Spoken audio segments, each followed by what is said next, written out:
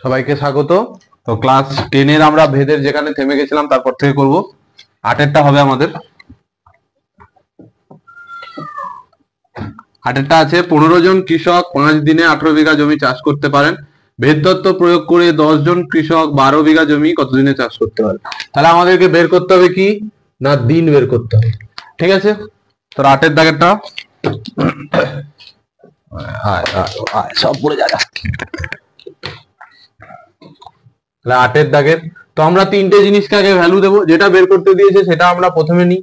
ধরি দিন সংখ্যা সমান এ, হয়ে গেল। এরপরে কি দিয়েছে না জনসংখ্যা, তাহলে জনসংখ্যা সমান বি, এবং কি জমির পরিমাণ, জমির পরিমাণ সমান সি। হলো। এবার প্রত্যেকটা আমাকে যেটা বের করতে বলে সেইটার সাথে রিলেশন করতে হয়। তাহলে দিনের সাথে আমি সবসময় রিলেশন করব। তাহলে আমি কি জানি যত লোক বাড়বে মানে যত কৃষক বেশি দেবে তাতে আমার দিন কি হবে কম লাগবে। তাহলে এর সাথে এটা কি হয়ে যাবে না ব্যস্ত সম্পর্ক হয়ে যাচ্ছে। এরপর কি না যত পরিমাণ জমি হবে তত আমার দিন কি হবে বেশি দিন লাগবে। যত জায়গা আমাকে যদি 5 দিনের চাষ করতে দেয়, আমি 5 দিনে পারলাম 10 বিঘা, আমাকে 10 দিন দিলে আমি নিশ্চয়ই আরো বেশি পারবো। তাহলে এর সাথে আমার রিলেশন কি হবে না সরল সম্পর্ক হবে বা সরল ভেদ হবে। তাহলে আমরা এইগুলো লিখবো। কি লিখবো না জনসংখ্যার সাথে দিন সংখ্যা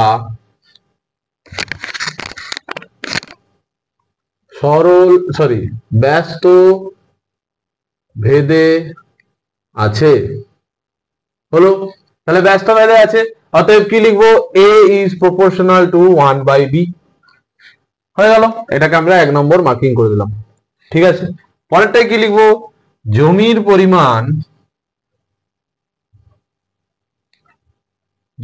পরিমাণ দিন সংখ্যার সাথে সরল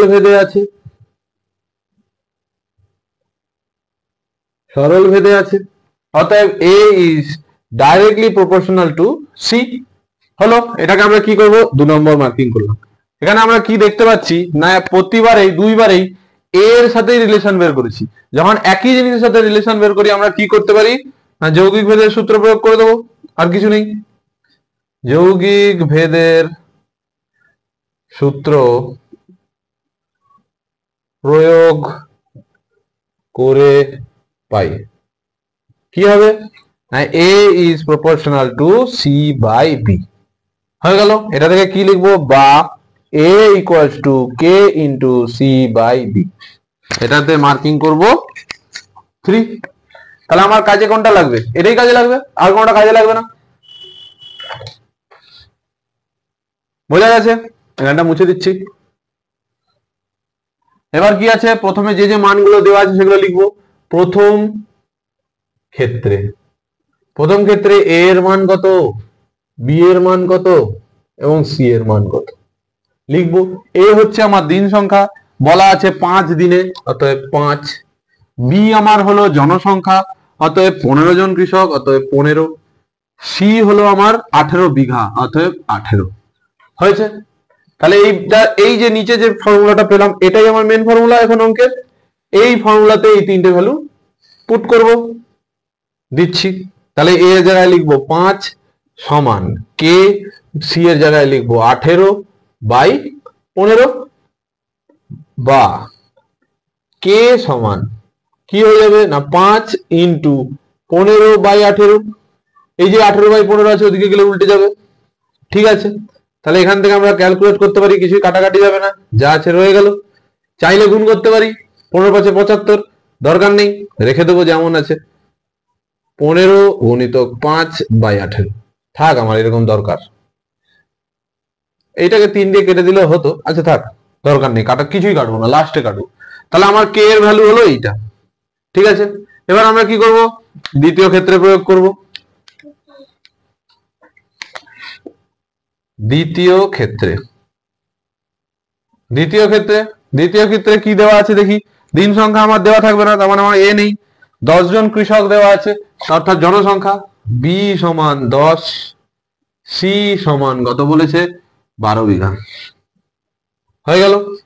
তাহলে এ সমান কি আছে, এ সমান জানি না, এই আমরা বের করব। তাহলে কে এর মান জানি, বি এর মান জানি, সি এর মান জানি, তাহলে এ বেরিয়ে যাবে। অতএব এ ইকুয়ালস টু 15 গুণিতক 5 বাই 18 গুণিতক সি বাই বি ছিল, তাহলে সি ওপরে 12, বি নিচে 10। হয়ে গেল। কাটাকাটি করলেই উত্তর হবে। কি কাটাকাটি হবে না, 5 একে 5, 5 দুয়ে 10, 2 6 12, 6 3 18, 3 একে 3, 3 5 15 সমান 5। এ সমান 5 বেরোলো। অতএব কি জানতে পারলাম না, 10 জন কৃষকের 12 বিঘা জমি চাষ করতে 5 দিন সময় লাগবে। যে এই ভ্যালুগুলো একদম সঠিক নিয়মে বদলেছে, তাই জন্য আমার দিন সেই একই 5ই আসছে। অতএব উত্তর লিখে দেবো। অতএব কি লিখবো, 15 জন কৃষকের, না 15 জন কোথায়, 10 জন, 10 জন কৃষকের 12 বিঘা জমি চাষ করতে 5 দিন সময় লাগবে। এই হলে 8টা শেষ। তো এবার 9টা করবো। 9টা দেখি কি দেওয়া আছে। গোলকের আয়তন গোলকের ব্যাসার্ধের ত্রিঘাতের সাথে সরল ভেদে আছে। গোলকের আয়তন ব্যাসার্ধের ত্রিঘাতের সঙ্গে।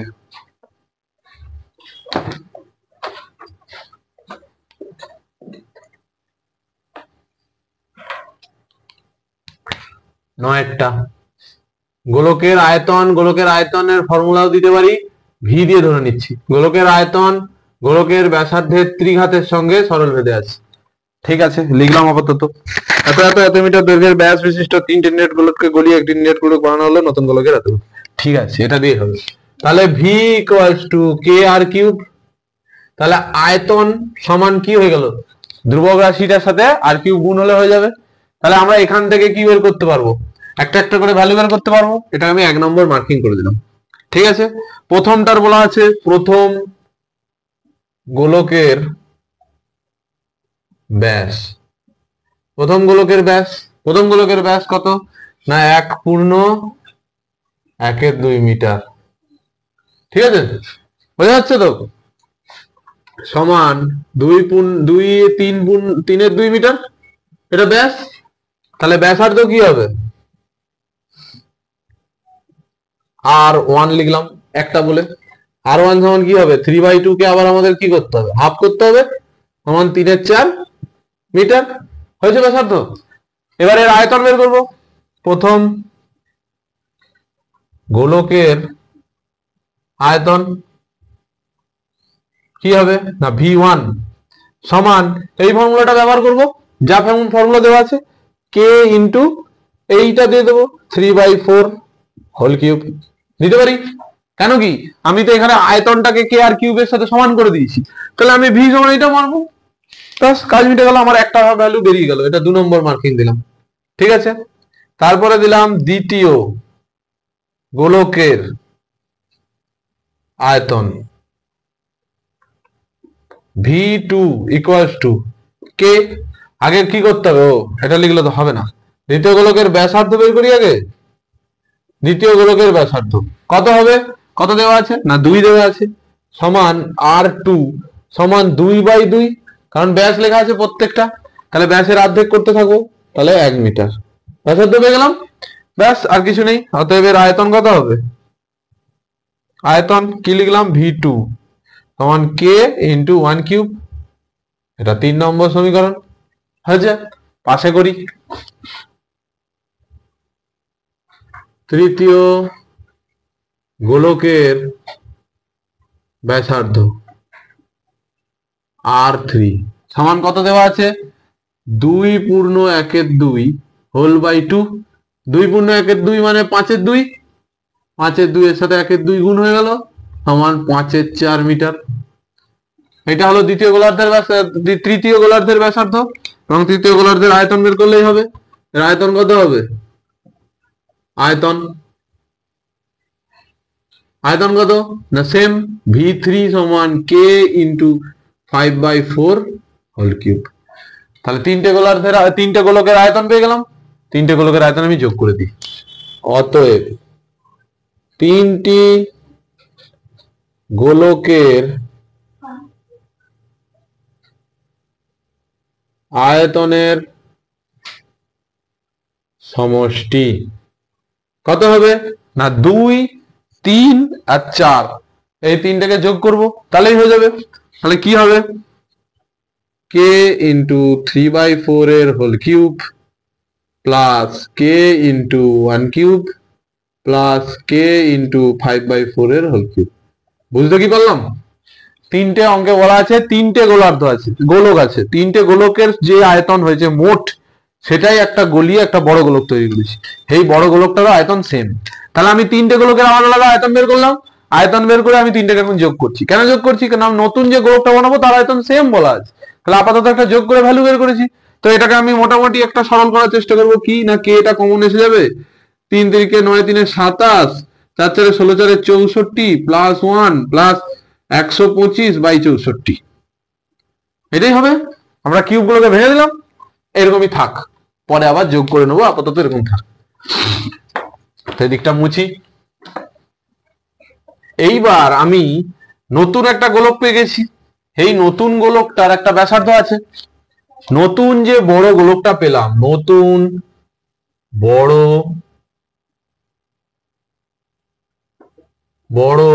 গোলকের একটা ব্যাসার্ধ আছে। এই ব্যাসার্ধটা আমি ধরে নিলাম ক্যাপিটাল আর, এবং তার একটা আয়তন আছে, আয়তন ধরে নিলাম ক্যাপিটাল ভি। সেম তো রিলেশন বলা আছে। কি রিলেশন বলা আছে না capital V is proportional to R cube. হলো। এবার আমি কি লিখতে পারি না ভি ইকুয়ালস টু, আমরা জানি যে কোনো একটা ধ্রুবক দিয়ে সমান চিহ্ন আনতে পারি। তাহলে capital V equals to K into R cube. এই যে কে ইন্টু আর কিউব, এইটাই তো এইটা। কারণ অঙ্কে বলা আছে তিনটে ছোট গোলককে গোলানোর পরে যে আয়তন হয়েছে এবং এই বড় যে নতুন গোলকটা তৈরি করেছি তার যে আয়তন হয়েছে, এই দুটো সমান, বইতে বলা আছে। তাহলে আমি জানি এটা আমার নাম্বার হবে 5। অতএব প্রশ্নানুযায়ী কে ইন্টু ক্যাপিটাল আর কিউব সমানই কে ইন্টু 27/64 প্লাস 1 প্লাস 125/64। এই দুটো ভ্যালু সমান। এর যা আয়তন এটা তার আয়তন। তাহলে এখান থেকে আমি এটাকে সলভ করলেই আমার অঙ্ক হবে। আগেই দেখতে পাচ্ছি যে যার ধ্রুবক নিজেদের মধ্যে বাদ চলে যাচ্ছে, আর কিউব সমান যেটা পড়ে আছে থেকে যাচ্ছে। তাহলে এটা সলভ করলে হবে 64, 27 প্লাস 64 প্লাস 125, এটা যোগ করব, সমান তৈরি হবে নিচে 64, ওপরে হবে 6 5 9 9 7 16 1 1 10 1 11 216। সুন্দর হয়েছে, একদম ভালো ভ্যালু এসে গেছে। অতএব আর কিউব সমান 216/64। এটাকে আমরা কি লিখতে পারি, বা আর কিউবের আমরা কি করব না ঘনমূল করব, এবং পাশের যে লেখাটা দেখতে পাচ্ছি তারও আমরা কি করব ঘনমূল করব। কেন? ভেতরে কিউব আছে, কিউব তুলতে হবে। বা আর সমান ঘনমূল করে দিলে বাইরের রুট কিউব, কিউব রুট আর ভেতরের কিউব একে অপরকে ক্যান্সেল করে দেবে। 216 মানে হচ্ছে 6 এর কিউব এবং 64 মানে 4 এর কিউব। তাহলে 6 এর 4 কি পেয়ে গেলাম, নতুন যে গোলকটা তৈরি করেছিলাম বড়, তার ব্যাসার্ধ পেলাম। অঙ্কে কি চেয়েছে, নতুন গোলকের ব্যাসের দৈর্ঘ্য নির্ণয় করো। ব্যাস, অঙ্ক শেষ। অতএব কি লিখবো এবার, যে নতুন গোলকের ব্যাসার্ধ আর সমান 6/4 মিটার। অতএব লেখার দরকার নেই, নতুন গোলকের ব্যাস 2r সমান 6/4 ইন্টু 2 মিটার। কাটাকাটি হবে 2 2 ওপরে কেটে যাবে 3 সমান 3 মিটার। ব্যাস, উত্তর হয়ে গেল। এখানে উত্তর লিখে দেবো, নতুন গোলকের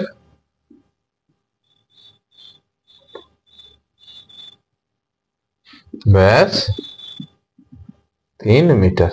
উত্তর শেষ। এই হলে 9টা হলো। 9টা দেখা গেল কত জটিল, কত বড় অঙ্ক। তাহলে 10এরটা শুরু করি। 10এরটা কি আছে? y দুটি চলের সমষ্টির সমান x, যার একটি x এর চলের সঙ্গে সরল বেঁধে অন্যটি ব্যস্ত বেঁধে আছে। তাহলে দুটো চল আমাকে বলে দেয়নি, তাহলে y কোন চল দুটো আছে যেগুলো আমরা ধরে নিই দুটো, তাহলেই হবে। তাহলে কি ধরে নেব? 10এরটা, তাই তো? হ্যাঁ, y দুটি চলের সমষ্টির সমান। দুটো চল আমার কাছে a আর b, ব্যাস হয়ে গেল। এরপরে কি বলেছে? যার একটি, তার মানে a x এর সাথে সরল ভেদে আছে, আর অপরটি b x এর সাথে অন্যটি ব্যস্ত ভেদে আছে, তাহলে 1/x হয়েছে। তাহলে এখান থেকে আমি এই সমষ্টিটা বের করার চেষ্টা করি। তাহলে এই সমষ্টিটা বের করে ফেলি আগে। তাহলে a প্লাস b, ও আমাকে আগে কি করতে হবে? এই ভেদের চিহ্ন তুলতে হবে। তাহলে a সমান k1x, এটা 1 নম্বর সমীকরণ মার্ক করছি, আর b সমান k2 1/x, এটাকে আমি 2 নম্বর মার্কিং করছি। ঠিক আছে, তাহলে এদের থেকে আমি a প্লাস b বের করতে পারি। অতএব y সমান a প্লাস b সমান k1x plus k2 by 1/x হয়ে গেল। y সমান যে ফর্মুলাটা শুধু এটা বলেছে। এরপরে কি বলে দিয়েছে না, প্রথম ক্ষেত্রে x সমান একটা ভ্যালু বলা আছে, y সমান একটা ভ্যালু বলা আছে। x সমান 1, y সমান -1। তো কি করব না, এই যে এত কষ্ট করে একটা ফর্মুলা বার করলাম y সমান এইটাতে আমরা এটা দিয়ে দিতে পারি, এই দুটো ভ্যালু বসিয়ে দেবো, বসিয়ে দিই। তাহলে y সমান কত বলা আছে? -1 সমান k1, x এর জায়গায় বসাবো 1, প্লাস k2, x এর জায়গায় বসাবো 1। তাহলে হয়ে গেল কি না, -1 সমান k1 প্লাস k2 হয়েছে। কারণ কি, এগুলো তো সব 1, সব চলে গেল। এটাকে আমি মার্কিং করছি 4 নম্বর হলো। এরপরে আবার বলা আছে কি দেখি, x এর মান 3 আর y এর মান 5। দ্বিতীয় ক্ষেত্রে x এর মান 3, 3 নয়, হ্যাঁ 3, আর y এর মান 5। ঠিক আছে, সেম এই ফর্মুলাতে বসাই। তাহলে y সমান 5 equals to k1 into 3 plus k2 into 1/3, ব্যাস এটাই বলা আছে। তাহলে এটা লিখি, কত হচ্ছে? আমার হবে 5 ইকুয়ালস টু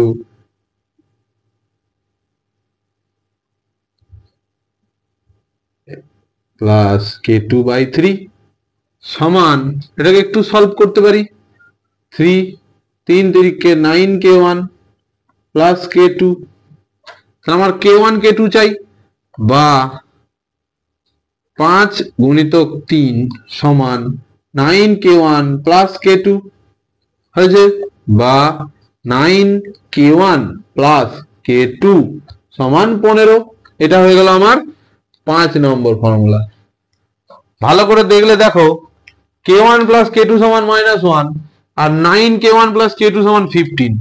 আমরা দুটো সমীকরণ পেয়ে গেছি যেখানে আমরা এলিমিনেশন লাগাতে পারি, একটা k1 অথবা k2 কে বাদ দিয়ে দিলে আরেকটার ভ্যালু পেয়ে যাবো, তাহলে আমার হয়ে যাবে। এগুলো আমরা আগে শিখেছি, তাহলে ওই পদ্ধতি আমরা লাগিয়ে দেবো। এগুলো আর আমার লাগবে না আপাতত, উপরটা মুছছি। তাহলে কি করলাম, প্রথমেরটা লিখছি k1 প্লাস k2 সমান -1, পরেরটা আছে 9 k1 প্লাস k2 সমান 15। এইবার এদেরকে আমরা বিয়োগ করে দেবো। তাহলে বিয়োগ করলে চিহ্ন হয়ে যাবে বিয়োগ, এখানে আমরা বড় হতে করে বিয়োগ লিখে দিতে পারি, এটা হয়ে যাবে বিয়োগ আর এটাও হয়ে যাবে বিয়োগ। সুন্দর। তাহলে আমার উত্তর কত হবে না, এই দুটো যখন যাচ্ছে তখন আসছে -8 k1, এইগুলো কি হচ্ছে প্লাস k1 আর -k1 একে অপরকে বাদ করে দিচ্ছে, সরি k2, আর এটা কি হচ্ছে -15 আর -1 ইকুয়ালস টু -16। ঠিক আছে, তো এবার কি হবে, ব্ল্যাক দিয়ে আবার করি। এই মাইনাস চিহ্ন একে অপরকে ক্যান্সেল করে দেবে। k1 সমান 16/8 8 একে 8, 8 2 16, অতএব k1 সমান 2। তাহলে k1 এর ভ্যালু পেয়ে গেলাম, প্রথম ধ্রুবক রাশির মান পেয়ে গেলাম, সেটার মান হচ্ছে 2। এই ভ্যালুটাই আমার আলটিমেট লাগবে, কিন্তু এটা এখন মুছে দিচ্ছি, কিন্তু এটা আমরা মনে রাখবো, আলটিমেট আমার এটাই প্রয়োজন। এরপরে কি করব না, আমার এই ফর্মুলায় আমি বসিয়ে দিতে পারি। তাহলে k1 এর জায়গায় লিখে দিলাম 2 প্লাস k2 সমান -1। এটা আমার 4 নম্বর সমীকরণ ছিল। 4 নম্বর সমীকরণে k1 এর মান বসিয়ে পাই, এরকম লিখে দেবো। k1 এর মান 2 বসিয়ে দিয়েছি, k2 বের করব, বা k2 সমান -1 -2 সমান -3। তাহলে আমি k2 এর মান পেয়ে গেলাম, তাহলে আমি দ্বিতীয় ধ্রুবক রাশিও পেয়ে গেলাম। এইবার আমি জাস্ট ফর্মুলায় পুট করব। কি ছিল আমার ফর্মুলা পেয়েছিলাম, y equals to k1x plus k2 into 1/x, এইটা ছিল ফর্মুলা।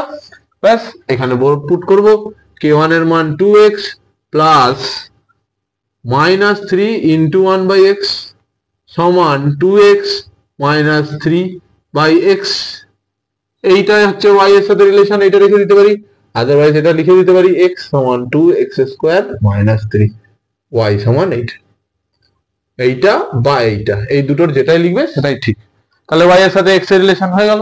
আমাকে রিলেশন বের করতে বলেছে, কারণ আমাকে সবের মান দেওয়াই ছিল, x এর ভ্যালু দেওয়া ছিল, y এর ভ্যালু দেওয়া ছিল, এদের মধ্যে রিলেশন হলো এটা। ব্যাস, হয়ে গেল আমাদের 10 টা।